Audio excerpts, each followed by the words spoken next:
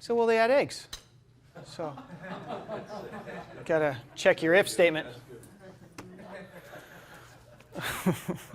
All right, looks like we got connection. All right, so my name is Arthur Lindo. I work with Idera. I'm not big on yelling. My kids would argue otherwise, but well, no, it's fine. Can you all hear me in the back? Okay, great. So what we're going to do is we're going to go over basically creating a single source of truth. This is a C-level buzzword that everybody wants to talk about. How am I going to get my reports from one source of truth? Because I'm tired of all of my subordinates deliver me reports on 3 different versions of truth. This guy is saying that their finances are wrong. This guy is saying their finances are right. The budgeting is different in all the different departments.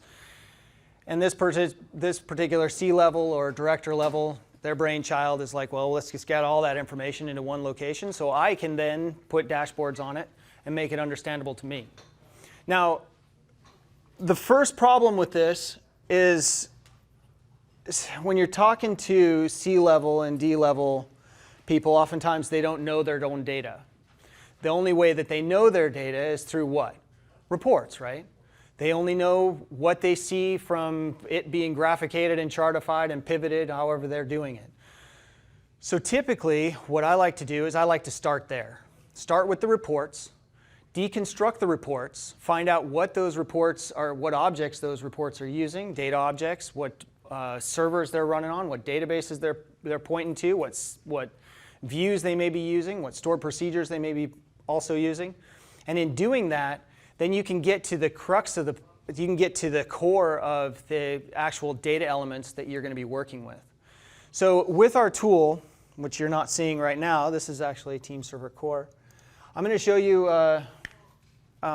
Enterprise Team Edition. So with our software, we have 3 different levels. We have ER Studio's Data Architect, which is the client, which is this. Then we have the Professional Edition, which comes with a repository and a couple other neat little things with that repository. And then we have Enterprise Team Edition, which you get included with the metadata bridges, which I'm going to show you how to connect to, say, a Tableau report or a ClickSense report or an SSIS package, and be able to deconstruct that and get to those data elements that the business understands. Enterprise Team Edition, there's also an added element, which you saw at the beginning. That's Team Server Core, which is the web component that sits on top of the repository. The repository, in and of itself, is essentially just a database that's held either on-prem or off in the cloud. It has to be either Oracle or SQL. And it's just a database that holds all of your modeling information. Now, I may sit down to do this because looking down on my screen is kind of difficult, but I still want to look at you just to make sure that you guys aren't falling asleep. So please bear with me if I start to, if you can't hear me, please let me know. Also, if you guys have any questions, interrupt me at any time. I'm not on a script, obviously, so I just have a certain number of points that I want to make.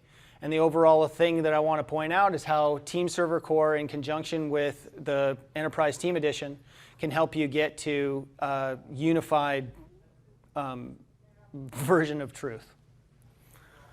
All right, so typically what you're going to start with, like I was talking about before, is starting with the reports. So raise of hands. Anybody familiar with Data Architect? Is everybody familiar with Data Architect? Here and there? Okay, so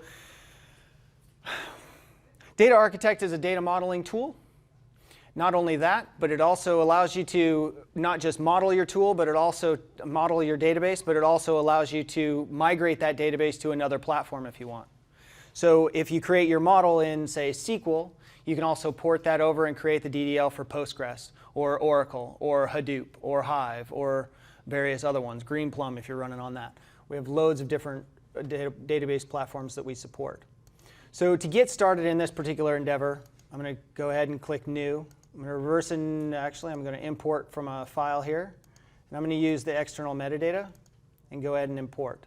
Now in Enterprise Team Edition, I was talking a little bit about the metadata bridges.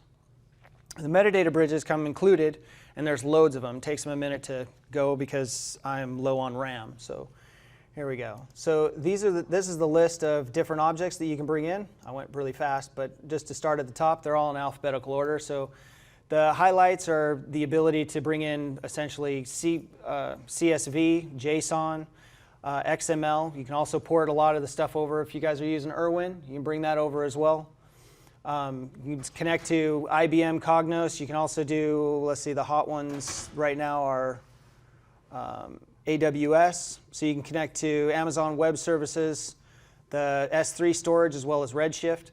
We're also coming out with the fully supported platform for Redshift and Snowflake. Redshift is coming the end of this year, and Snowflake is coming the beginning of next year.